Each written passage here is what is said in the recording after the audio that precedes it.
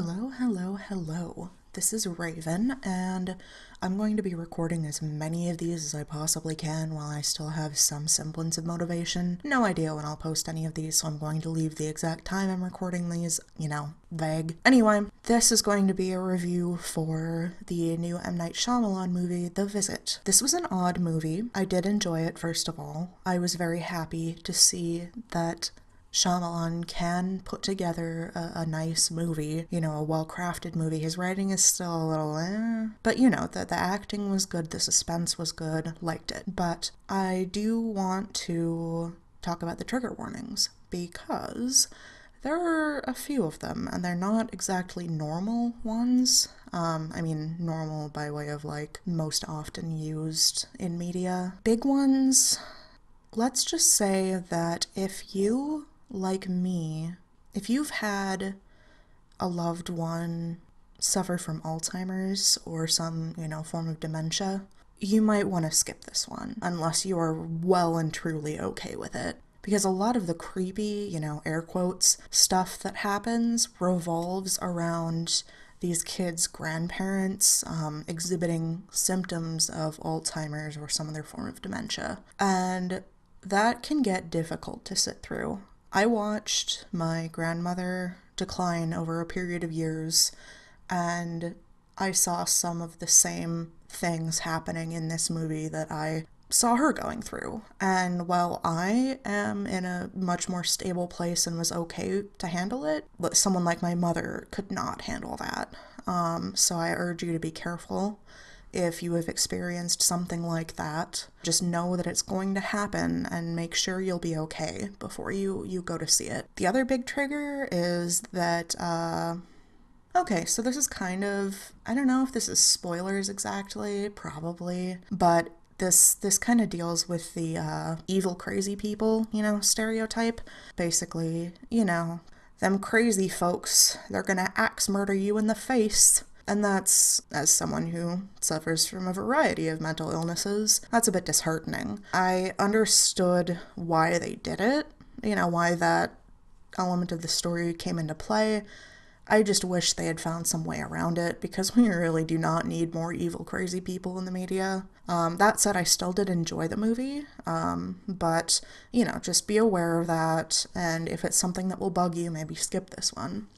More minor, I guess, ones would be that one of the main characters is like this 12-year-old boy, little white boy, who wants to be a rapper, and that's kind of a running gag throughout the movie, so it's kind of racist and kind of sexist, but it's supposed to be, I guess, you're supposed to understand that this kid has no idea what he's doing or what he's talking about, and that he's just imitating something without understanding it.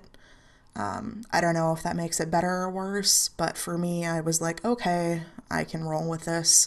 Full disclosure, I am white, but I thought that it was handled in such a way that it was very clear that this kid was not cool for acting like this. So that made it okay for me, sort of. Uncomfortable, but, not a deal breaker.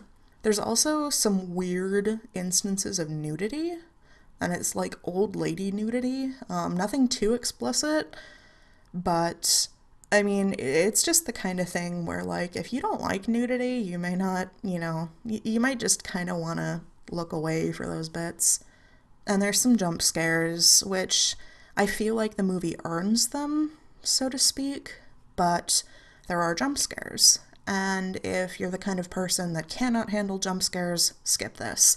It's not a ton of them, but they happen at moments where you may not necessarily be able to see them coming, so you may not be quite prepared for them. So, just be careful.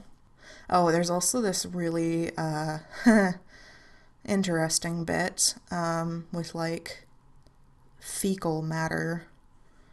And it's clearly supposed to be a horrifying moment, but, yeah, if you're someone that has a problem with, germs and things, like the boy that's one of the main characters in this movie, just be warned that there's a part at the end where this poor little kid gets traumatized via fecal matter. It's not pleasant. But again, it's played as a horrifying moment. It's not played for laughs. So I guess whether or not you can handle it, you know yourself best. But just know that that's in there, and it's yeah. Anyway, I guess what I liked about this movie is that it was very small in scale. It was just two kids in a house with their grandparents who are acting kind of weird. Middle of nowhere farmhouse. So it's very isolated. The only internet they can get is on an Ethernet cable, which I thought was kind of cool. But so it had a very, I guess, not exactly claustrophobic feeling, but a very isolated feeling, and I liked that. I like it when M. Night Shyamalan does these very small scale movies, where it's more of an intimate kind of look at people's minds, and how people are dealing with each other, rather than like some big, weird, outside supernatural threat. I thought that it looked gorgeous. Gorgeous in the sense that, like, it looked good for a found footage movie. Yeah, this is found footage. And not only did it look good for a found footage movie, but they were very conscious in movie that, the found footage thing is not something that's normal. So they actually had a good explanation for why everything was being filmed, and they kind of poked fun at it. Basically, the main girl character, she's like this pretentious little wannabe filmmaker. So she's doing all of these just hilariously, pretentious things. Like, no, don't touch that swing. I want it to move organically.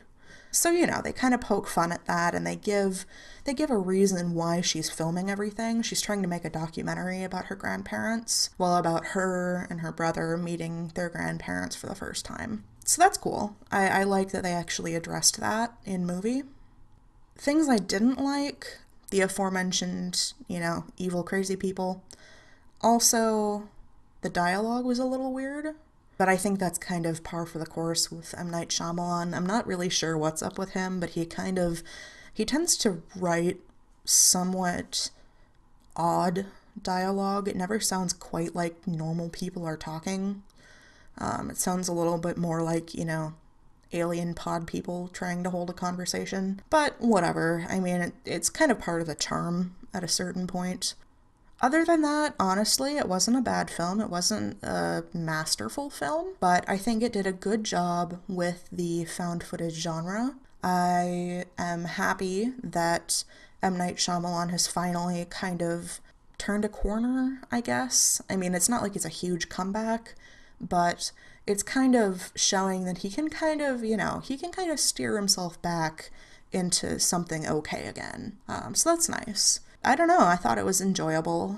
It was tense as hell. Oh my god. So that's another thing, is if you have anxiety problems, you might want to take like an anti-anxiety pill before you go see this, because, whoo boy, I was having like a mild panic attack after I got home. That was fun. But anyway, I liked this movie, and if you are okay with the things I have mentioned previously, I do recommend that you go see it. I don't know if it's even still in theaters, but I'm sure it'll be coming out on video soon. And I just thought it was a cool little flick. So, I guess I will see you on the dark side of the moon.